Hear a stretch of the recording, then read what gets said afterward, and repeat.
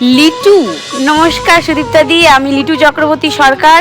আমি জলপাইগুড়ি পাতকাটা কলোনির থেকে এসেছি। কি করো তুমি লিটু? চা পাতা ফ্যাক্টরিতে কাজ করি। আচ্ছা, চা পাতা প্যাকিং করো? সব নাকি রকম করি। চায়ের কারখানায় কাজ কতদিন? 13-14 বছর হবে। মানে বিশাল এক্সপিরিয়েন্স তো।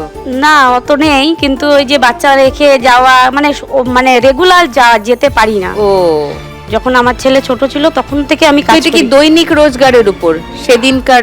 না না, এটা 12 মাস হয় না। এটা হচ্ছে সিজন বিষয় অনুযায়ী হয়। যেরকম বর্ষাকালে হয়, এটা যত বৃষ্টি হবে তত পাতা হবে। পাতা নাই, কাজ নেই। তো তার আগে তুমি কি করতে? মানে তার আগে না কিছুই করতাম না, বাড়িতেই থাকতাম। বাড়িতে আমার মাস্তাতো বোনের বরের সাথে রঙের কাজ করলো 3 মাস করে, সেখান থেকে আমি শ্বশুরবাড়ি যাই। এবার বাচ্চা দুটো করে কি করব, গেলাম। এবার তোর কোনো কাজের কোনো সোর্স নেই। এবার কতদিন দিবে সবারই তো সংসার। তুমি শুরু করলে? হ্যাঁ, তারপরে ছেলেকে রেখে ও যেতে দিবে না আমাকে। আমাদের গ্রাম মানে পাড়াটার থেকে অনেক মহিলারাই যায়। তারপরে আমি গেলাম, যে আমি শুরু করলাম যে তাহলে আমি যাই। শুরু করলে তখন থেকে এখনো তুমি এই কাজটাই করো? না, আমি মানে রেগুলার করতে পারি না, মাঝে মধ্যে যখন সুবিধা পাই তখন আমি যাই। আর হচ্ছে আমার স্বামীও অসুস্থ। কি হলো ওর? এই কয়েক বছর আগে ব্লাড ছিল না শরীরে, একদম 4 পয়েন্ট ব্লাড ছিল। ডাক্তার দেখালাম, ডাক্তার বললো ভর্তি না করলে এখানে কোনো ট্রিটমেন্ট হবে না।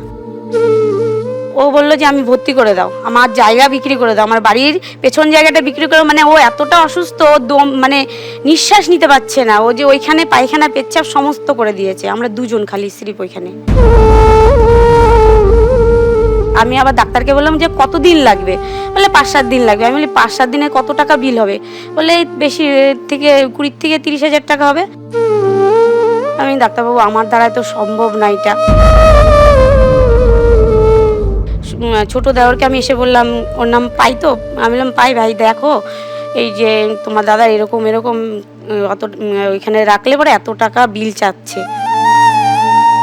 আমার দেওর গেল, যাওয়ার পরে ওইখান থেকে ও টাকা দিয়ে ছাড়িয়ে নিয়ে এলো মাঝপথে। তখন ও এখন কি ট্রিটমেন্ট চলছে? এখন ট্রিটমেন্ট বলতে মাঝে মাঝেই শরীর খারাপ হয়ে যায়, মানে ওইভাবে আর ট্রিটমেন্ট করতে পারছি না। যে তুমি আজকে 1 লাখ টাকা পেলে তোমার স্বামীকেও ডাক্তার দেখাবো, আমি মেয়েটাকেও ডাক্তার দেখাবো।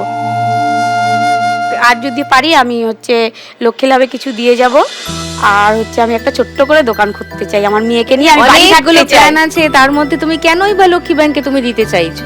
না, আমার এটা ইচ্ছা। আমি এর আগে দেখলাম যে বাচ্চাটার মা আর আমার তো মেয়ে কথা বলতে পারে না, ওই বাচ্চাটার কে নাকি ওরা কেউ সমাজের মধ্যে নিচ্ছে না, কথা বলে না। আমি লক্ষ্মী লাভে দেখেছি মাটা কতই কষ্ট করে ই করে। ওর জন্য আমি কিছু দিতে চাই, যেরকম ওই রকম বাচ্চারা কিছু করতে মানে ওদের কাজে লাগে, তার জন্য আমি কিছু দিতে চাই। দেখুন লাখ টাকার লক্ষ্মী লাভের সম্পূর্ণ এপিসোড সান বাংলার ইউটিউব চ্যানেলে।